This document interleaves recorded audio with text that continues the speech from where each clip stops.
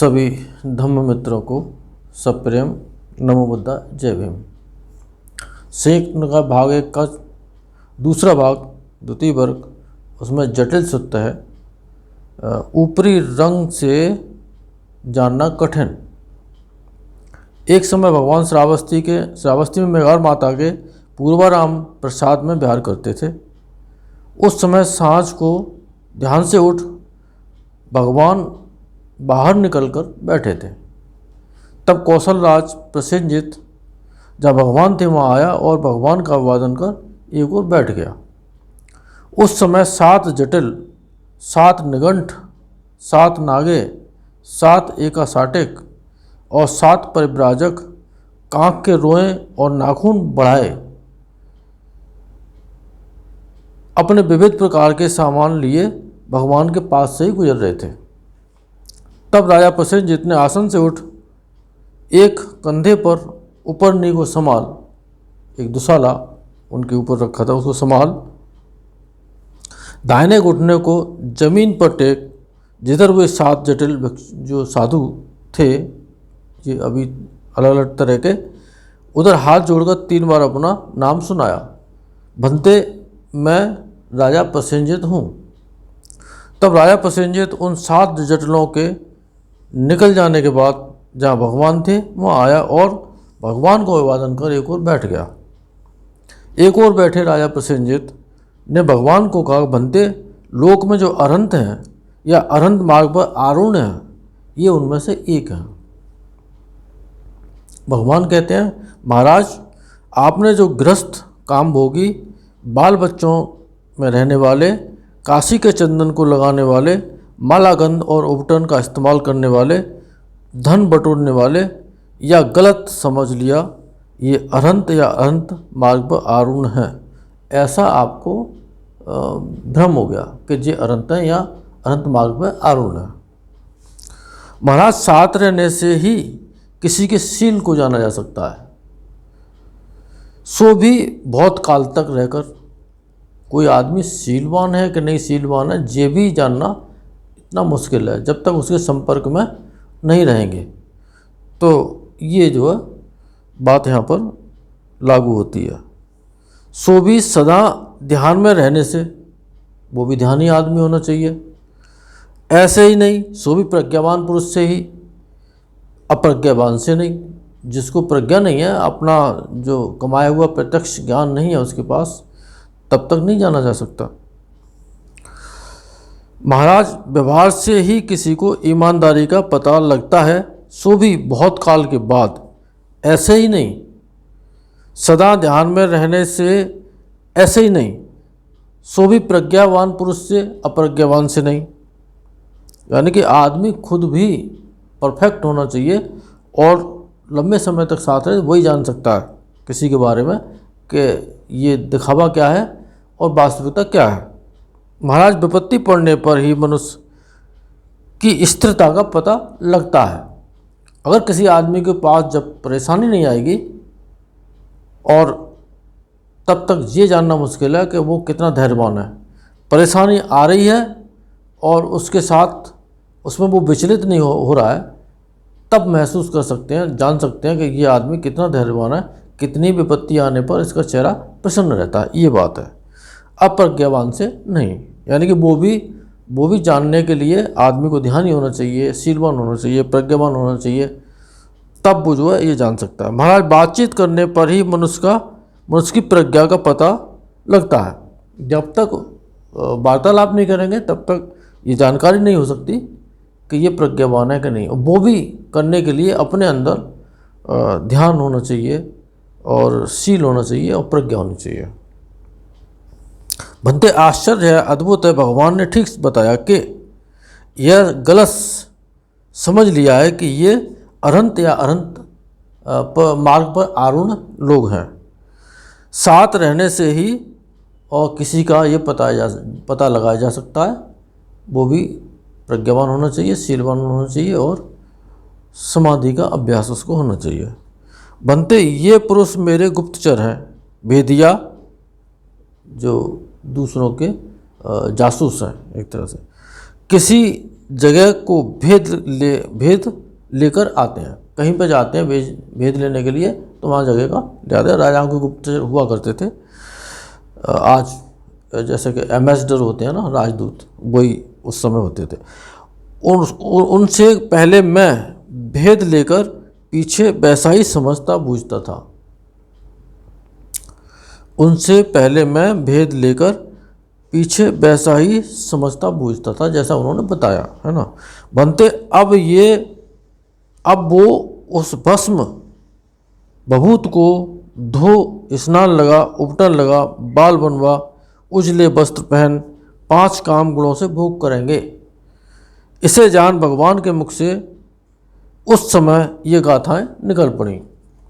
ऊपरी रंग रूप से मनुष्य जाना नहीं जाता है, केवल देखकर ही किसी में विश्वास मत करें। बड़े संयम का भड़क दिखाकर दुष्ट लोग भी विचरण किया करते हैं। नकली मिट्टी का बना भड़कदार कुंडल के समान या लोहे का बना और सोने पर पानी चढ़ाए जैसा कितने लेप बनाकर विचरण करते हैं। तमाम तरह के अपने को ये दिखाने के लिए कि मैं बहुत ऊंचा संत हूँ, और वो इस तरह का वेशभूषा अपनी बना करके विचरते हैं। भीतर से मैला और बाहर से चमकते हैं, ऐसा समझो उसको। और दूसरा सूत्र आता है पंचराज सूत्र। जो जिसे प्रिय है वही उसे अच्छा है। श्रावस्ती में घटना श्रावस्ती की है। उस समय राजा प्रसेनजित 5 प्रमुख राजाओं के बीच 5 काम गुणों का भोग करते हुए यह बात चली, काम भोगों में सबसे बढ़िया कौन है। उनमें से एक ने कहा कि रूप काम भोगों में सबसे बढ़िया है। उनमें से एक ने कहा कि शब्द काम भोगों में सबसे बढ़िया है, यानी कि मीठी वाणी, प्रिय शब्द सुनना वो अच्छा है। और पहले ने किया कि रूप देखना अच्छा है, वो भोग है अच्छा। किसी ने कहा कि गंध, जो सुगंध है, वो उसका भोग अच्छा है। किसी ने कहा कि रस, यानी कि नाना प्रकार के सुंदर स्वादिष्ट व्यंजन वाले भोजन, वो भोग अच्छा है। एक ने कहा कि स्पर्श, जो शरीर से शरीर का स्पर्श होता है, वो बढ़िया। वे राजा एक दूसरे को समझा नहीं सके। तब कौशल राज प्रसेनजित ने उन राजाओं को कहा कि हम लोग चलें, जहाँ भगवान हैं वहाँ जाकर भगवान से इस बात को पूछें। जैसा भगवान बताएंगे वैसा हम लोग समझेंगे। बहुत अच्छा, क्या उन राजाओं ने कौशल राज प्रसेनजित को उत्तर दिया। तब प्रसेनजित प्रमुख वे राजा जहाँ भगवान थे वहाँ आए और भगवान का अभिवादन कर एक ओर बैठ गए। एक ओर बैठ कौशल राज प्रसेनजित ने भगवान को कहा, बनते हम 5 राजाओं के बीच 5 काम गुणों का भोग करते हुए ये बात चली, काम भोगों में सबसे बढ़िया कौन है। एक ने कहा कि रूप, दूसरे ने कहा शब्द, तीसरे ने कहा गंध, चौथे ने कहा रस और 5वें ने कहा स्पर्श।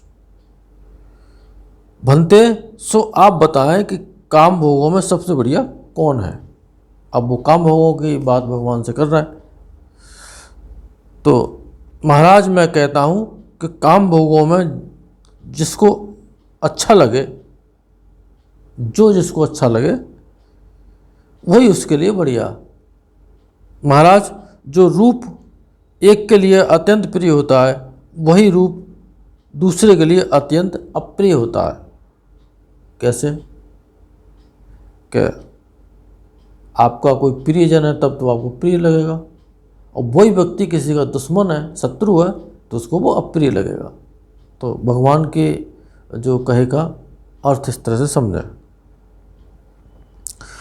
जिन रूप से एक संतुष्ट हो जाता है और उसकी इच्छाएं पूरी हो जाती हैं, उन रूप से कहीं बढ़ चढ़कर दूसरा रूप उसे नहीं भाता, जिसके साथ जैसा मन लग गया।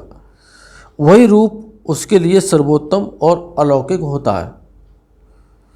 महाराज, जो शब्द, गंध, रस, स्पर्श एक एक के लिए अत्यंत प्रिय हैं, उसी प्रकार से इन 4 और प्रकार के जो भोग हैं उनको इसी तरह से समझें। उस समय चंदनांगलिक उपासक उस परिषद में बैठा था। तब चंदनांगलिक उपासक अपने आसन से उठ उपरनी को एक कंधे पर संभाल भगवान की ओर हाथ जोड़कर बोला, भगवान, मुझे कुछ कहने की इच्छा हो रही है।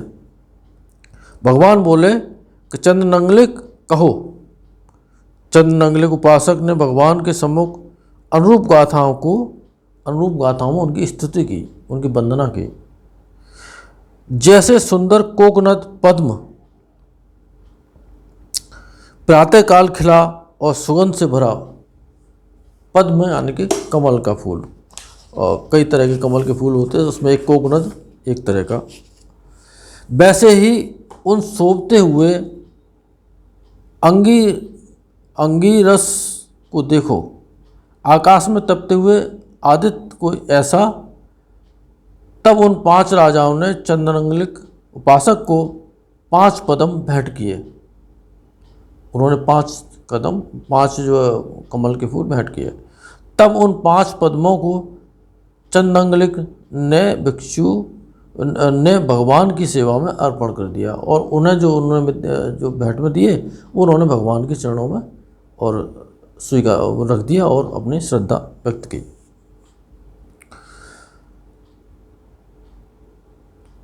तीसरा सूत्र है दौड़पाक सूत्र। ये और लेते हैं इसमें से, मात्रा से भोजन करें, यानी कि भोजन में मात्रक, ये बहुत ही इम्पोर्टेंट चीज़ है हेल्थ के पॉइंट ऑफ व्यू से, और माइंड के बहुत ही सजग तरह से काम करते हैं। ज़्यादा भोजन खाने से माइंड बढ़िया तरह से सुस्ती में डूब जाता है, काम नहीं कर पाता। खासतौर से साधकों के लिए भी तो बहुत ही इम्पोर्टेंट है, लेकिन सभी के लिए भोजन का मात्रक होना बहुत आवश्यक है। श्रावस्ती में उस समय कौशल्या प्रसेनजित द्रोण भर भोजन करता था। उनका कोई मेजरमेंट होगा कि इतना हमें खाना है। तब कौशलराज प्रसेनजित भोजन कर लंबी लंबी सांसें लेते। जब भगवान थे वह आया और भगवान का अभिवादन कर एक ओर बैठ गया। तब कौशलराज प्रसेनजित को भोजन कर लंबी लंबी सांस लेते देख भगवान के मुंह से उस समय यह गाथा निकल पड़ी। सदा स्मृतिमान रहने वाले, प्राप्त भोजन में मात्रा जानने वाले उस मनुष्य की वेदनाएं कम होती हैं। वह भोजन आयु को पालता हुआ धीरे धीरे हजम हो जाता है। भोजन करते हैं तो आयु में वृद्धि होती है, भोजन के ऊपर ही ये शरीर निर्भर है। तो लेकिन भोजन की मात्रा जानने वाले, जो भोजन की उचित मात्रा का जिनको ज्ञान है उतना ही वो खाते हैं, उनकी वेदनाएं कम हो जाती हैं। यानी कि ऐसी संवेदनाएं जो बहुत पीड़ा देने वाली है, दुख देने वाली है, वो कम हो जाती हैं। ये बहुत आवश्यक चीज़ है, बेटर फील करता है अपने आप को। तो उस समय सुदर्शन मालवक राजा के पीछे खड़ा हुआ था। सुदर्शन मालवक राजा के पीछे खड़ा हुआ था। मालवक कहते हैं ब्राह्मण को, सुदर्शन मालवक है ना। तब राजा ने सुदर्शन मालवक को आमंत्रित किया। तात सुदर्शन, भगवान से तुम यह गाथा सीख लो, मेरे भोजन करने के समय यह गाथा पढ़ना। उनका कोई दरबारी होगा सुदर्शन मालवक, तब उसको याद से दिया। इसके लिए बराबर प्रतिदिन तुम्हें 100 काषाण पर मिलेंगे। यानी कि उस समय की मुद्रा के 100 सिक्के एक गाथा पढ़ने पे आपको मिलेंगे, और मुझे होश आ जाएगा कि मुझे इतना खाना है। ये है। महाराज बहुत अच्छा कह सुदर्शन मालवक ने राजा को उत्तर दे, भगवान से उस गाथा को सीख। राजा के भोजन करने के समय कहा करता था, सदा स्मृतिमान रहने वाले, प्राप्त भोजन में मात्रा जानने वाले उस मनुष्य की वेदनाएं कम होती हैं। वह भोजन आयु को पालता हुआ धीरे धीरे हजम हो जाता है। तब राजा प्रसेनजित क्रमशः नाल भर ही भोजन करने लगा, यानी कि मात्रा उन्होंने कम कर दी खाने की, है ना। पहले द्रोण भर बताते हैं और उसके बाद नाल भर हो गए। तब कुछ समय के बाद राजा का शरीर बड़ा सुडौल और गठीला हो गया। कम खाने से शरीर में सुंदरता बढ़ गई और उसमें स्टेमिना आ गई। अपने गालों पर हाथ फेरते हुए राजा के मुख से उस समय उदान के शब्द निकले। उदान कहते हैं कोई धर्म की वाणी उसके अंदर से निकली। क्या निकली? अरे भगवान ने दोनों तरह से मुझ पर अनुकंपा की है। इस लोक की बातों में और परलोक की बातों में भी, यानी हर तरह की भगवान ने मेरे ऊपर कृपा की है और उन्होंने मुझे धर्मोपदेश किया है। आज इस वीडियो में इतना ही। ये 3 सूत्र आपको मैंने आपके सामने रखे। इस सत्य वचन से, इनके महाप्रताप से आप सबका मंगल हो, भला हो, कल्याण हो। साधु साधु साधु।